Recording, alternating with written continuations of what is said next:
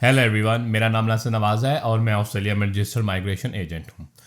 आज मैं वीडियो उस पर एक ओपिनियन बेस्ड वीडियो है जिसमें ऑस्ट्रेलिया जो है कैसे अपना प्रोसेसिंग टाइम है वीज़ाज के लिए उसको बढ़ा सकता है, इसके लिए क्या क्या कर रहा है, क्या क्या फैक्ट्स या क्या क्या जो आने वाली चीज़ें हैं जिन पे इकदामात ये लेने जा रहे हैं, मैं इस हवाले से बात करूँगा।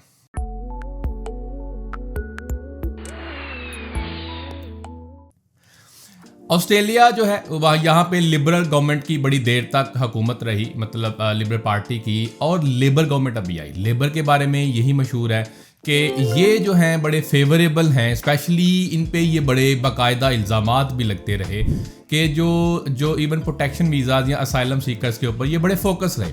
उसके बाद ऐसा हुआ कि लिबरल के अंदर जैसे टोनी एबर्ट जैसे प्राइम मिनिस्टर भी आए और उन्होंने आकर इसके ऊपर बड़े सारे इकदाम ऐसे लिए जो कि इंटरनेशनल कम्युनिटी में भी पसंद शायद ना किए गए, लेकिन ऐसा हो गया।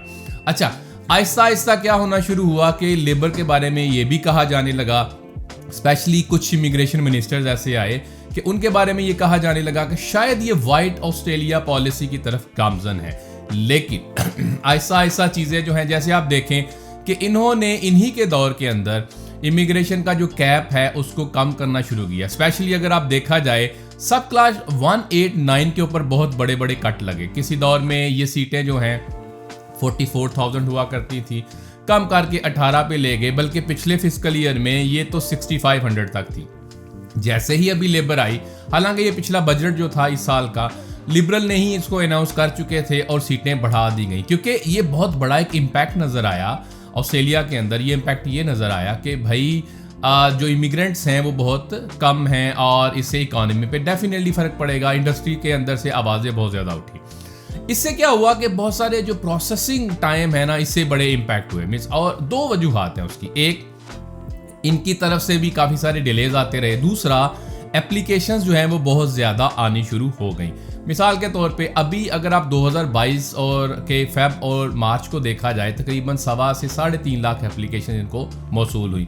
इसी तरह फैक्ट्स के अंदर ये बताया भी गया कि अगर आप देखा जाए तो मई 2022 में जो एप्लीकेशंस आई थी उसके कंपेयर अगर किया जाए तो जून में 6.5% एप्लीकेशंस ज़्यादा आई हैं।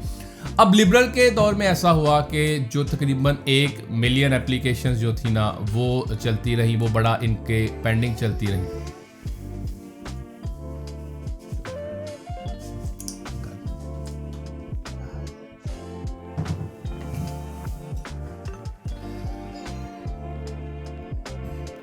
इसी तरह देखा गया कि अगर 2022 के मई को देखा जाए तो उसको कंपेयर किया जाए मई 2022 के साथ जून 2022 के साथ, तो 6.5% एप्लीकेशन ज़्यादा आई।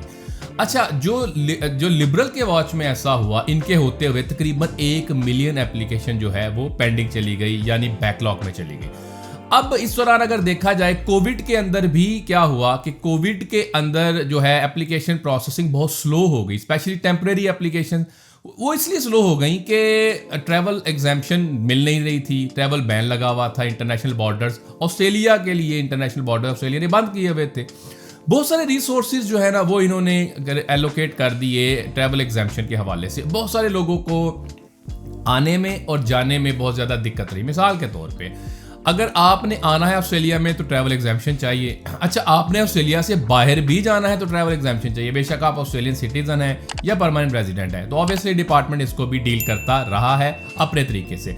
जैसे ही लेबर गवर्नमेंट आई तो एंड्रयू गाइल्स को उन्होंने इमिग्रेशन मिनिस्टर जो है अपॉइंट किया। अच्छा, एंड्रयू गाइल्स का जो बैकग्राउंड है वो लॉ का है, ये बड़ा स्ट्रक्चर्ड सोचते हैं और इन्होंने पहले भी इस हवाले से काम किया हुआ है। तो ये एक एफिशिएंट बंदे हैं या बड़े आप कहें प्रोएक्टिव किस्म के हैं, और आते ही इन्होंने बहुत सारे ना सिर्फ बयानात दिए, पॉलिसी बयानात भी देने शुरू किए और बहुत सारे इकदामात भी किए, जिसके अंदर शामिल है कि डिपार्टमेंट को बरमला कहा गया कि भाई हमें जो है प्रोसेसिंग टाइम जो ये बड़ा कंसर्निंग है और इसको हमने रिड्यूस करना है। मिसाल के तौर पे अगर मैं आपको बताता चलूँ कि आज से 5-6 साल पहले जो वीज़ा एप्लीकेशन थी, उससे बेशक उससे पहले भी कि उससे मतलब बाद में भी कि हुआ ये कि एप्लीकेशन हो जाती थी 6 वीक्स के अंदर ही। आमतौर पे क्या होता था, 4 से 6 वीक्स के अंदर एप्लीकेशन स्टूडेंट वीज़ा की वो दे देते थे। बड़ा भी मैक्सिमम टाइम 485 का जाता था तो 3 महीने का चला जाता था। अब यही टाइम हमने बहुत सारी एप्लीकेशन 14 महीने या 18 महीने में ये फाइनलाइज हुई है। स्टूडेंट वीज़ा की अगर बात की जाए तो स्टूडेंट वीज़ा जो है टेक्निकली आप इस बात को समझे कि जीटी के ऊपर ये कहते हैं गैप नहीं होना चाहिए। एक बंदे ने कर दिया अप्लाई स्टूडेंट वीज़ा और पहले ही उसका गैप था 3, 4, 5, 6 महीने, उसमें शायद वाइट्स की तैयारी करता रहा, पीटी करता रहा, उसके बाद भी अगर स्टूडेंट वीज़ा उसने अप्लाई कर दी, अब स्टूडेंट वीज़ा अप्लाई हुआ 6 महीने वीज़ा नहीं आया तो कलेक्टिवली उसका 1 साल का जो है वो गैप आ गया। अब 1 साल के गैप के अंदर अगर खुदा ना खास्ता उसको रिफ्यूज़ल आ जाता है तो 1 साल भी उसका ज़ाया हो गया और इधर से इसकी अपॉर्चुनिटी भी ज़ाया हो गई। तो अगर इन्होंने रिजल्ट्स देने हैं तो इनको जल्दी देने चाहिए। तो ऑस्ट्रेलियन गवर्नमेंट ने जो लेबर गवर्नमेंट आई है बहुत सारे इस तरह के इकदाम करने की कोशिश की। स्पेशली उन्होंने फोकस करना शुरू कर दिया टेम्पररी वीज़ा होल्डर्स और स्पेशली इन्होंने ऑफशोर वीज़ाज़ के ऊपर बात की। अभी मैंने इससे पहले भी एक बात की थी जिसमें उन्होंने ये कहा कि हमने तकरीबन 7.5 लाख एप्लीकेशन जो है ना वो फाइनलाइज की हैं। फाइनलाइज का मतलब ये होता है ग्रांट भी और रिफ्यूज़ल भी। तो उसमें से उन्होंने कहा ऑफशोर एप्लीकेशन जो हैं वो थी 6,45,000, जिनमें वीज़ा जो विजिटर वीज़ाज़ की थी वो तकरीबन 3,88,000 एप्लीकेशन थी और स्टूडेंट वीज़ा जो 62,000 एप्लीकेशन थी। अच्छा, अब नंबर्स को अगर आप देखें तो हैरान कुन नंबर्स हैं। मिसाल के तौर पे विजिटर वीज़ाज़ जो हैं अगर लोग धड़ाधड़ उसको अप्लाई कर रहे हैं, टूरिज़्म ये भी खोल रहे हैं, टूरिज़्म की तरफ लेके चीज़ों को आ रहे हैं, आगे वर्ल्ड कप भी आ रहा है तो इस वजह से लोग बहुत ज़्यादा वीज़ाज़ अप्लाई कर रहे हैं। और एक और बात है, लोगों की फैमिली से यहाँ पे 2-2 साल से मिले नहीं हुए थे तो लोगों ने आना स्टार्ट कर दिया। इसी तरह जो स्टूडेंट वीज़ाज़ हैं, बहुत सारे स्टूडेंट्स जो हैं वो इधर उधर जाना शुरू हो गए। यूके को उन्होंने प्रेफर करना शुरू कर दिया, कनाडा को उन्होंने प्रेफर करना शुरू कर दिया। अभी भी हो सकता है यूके में, चूँकि बहुत जल्दी मैंने अभी हमारी प्रैक्टिस में देखने में आया, क्योंकि हम भी यूके का प्रोसेस करते हैं, तो उसमें 3 से 4 वीक्स के अंदर आपको जो वीज़ा जो है ना ग्रांट कर देते हैं या आपको फाइनलाइज कर देते हैं आपकी एप्लीकेशन देना है या नहीं देना। कम से कम स्टूडेंट को पता होता है कि आगे मैंने क्या करना है या क्या नहीं करना, उनको बड़ी चीज़ें क्लियर होती हैं। अच्छा, अब इन इकदाम को देखा जाए तो एक बहुत बड़ी समिट होने जा रही है सितंबर 2022 के अंदर। इसके हवाले से हम पहले भी इंडिकेट कर चुके हैं। अच्छा, नेशनल कैबिनेट की जब मीटिंग हुई तो पहली मीटिंग हुई तो उसमें भी प्राइम मिनिस्टर जो एंथनी एल्बनीज़ ने भी इस हवाले से बात की। अच्छा, जो समिट है सितंबर 2022 की, उसके अंदर बहुत सारे स्टेक होल्डर शामिल होंगे। ये एम्प्लॉयमेंट के हवाले से या बहुत सारी चीज़ों के हवाले से इसमें बातें होंगी।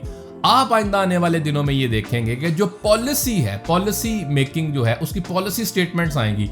अभी आहिस्ता आहिस्ता अगस्त जो है वो स्टार्ट होने वाला है। ये पूरा महीना मेरी अंडरस्टैंडिंग ये है कि वो समिट के हवाले से भी आहिस्ता आहिस्ता स्टेटमेंट्स आनी शुरू होंगी और इंडिकेट होना शुरू हो जाएगा कि ये आगे करने क्या जा रहे हैं। तो समिट के वो भी हम उसी का भी इंतज़ार कर रहे हैं। बहुत सारे लोग जो हैं वो फ्रस्ट्रेटेड इस हवाले से हैं कि बहुत लंबा टाइम लग रहा है हमारी एप्लीकेशन पे और ये शायद कुछ नहीं कर रहे। देखिए, ओवरनाइट कुछ भी नहीं होगा। ओवरनाइट चूँकि बहुत बड़ा सिस्टम है, सिस्टम को ठीक करना है। आगे अगर देखें तो जो सेक्रेटरी होम अफेयर्स ने, डिपार्टमेंट ऑफ होम अफेयर्स ने एक की प्रेस कॉन्फ्रेंस, उसमें भी उन्होंने ब्रीफिंग दी कि ये थर्ड पार्टी जो है उसको भी ये जो है देने जा रहे हैं, टेंडर होगा ताकि जो वीज़ा प्रोसेसिंग है वो स्मूथ हो सके। तो जो गवर्नमेंट है ये बहुत फोकस्ड होकर इसके ऊपर काम कर रही है। आइंदा आने वाले शायद चंद महीनों के अंदर, हो सकता है चंद हफ्तों के अंदर भी आपको नताइज नजर आए। अब जैसे हमारी प्रैक्टिस में है, मैंने बहुत सारे ऐसे वीज़ाज़ देखे हैं जो बहुत जल्दी ग्रांट होने शुरू हो गए हैं। इवन स्टूडेंट वीज़ाज़ जो हैं, अच्छा किया इन्होंने क्या कि जो बाद में एप्लीकेशन अप्लाई हुई उनको पहले देना शुरू कर दिया। मिसाल के तौर पे एक बंदे ने सितंबर 2021 का अप्लाई किया हुआ, उसको शायद जवाब नहीं दिया, लेकिन बाद में जिसने फेब में अप्लाई कर दिया 2022 के अंदर, उसको जवाब दे दिया उसको। तो ये भी एक चीज़ें जो है ना वो को तालमेल नज़र नहीं आ रहा। तो ऐसा ऐसा ये जैसे ही बैकलॉग और फ्रेश एप्लीकेशन एक स्ट्रीमलाइंड हो जाएंगी और एक सिस्टम के अंदर फॉल कर जाएंगी, आपको आने वाले दिनों में बहुत सारी चीज़ें नजर आएंगी। ये कुछ फैक्ट्स और ये कुछ मेरी ओपिनियन है इसके ऊपर कि ऐसा होता हुआ दिखाई दे रहा है। हमें सपोर्ट करने के लिए, हमारे चैनल को सपोर्ट करने के लिए सब्सक्राइब करें। Thank you.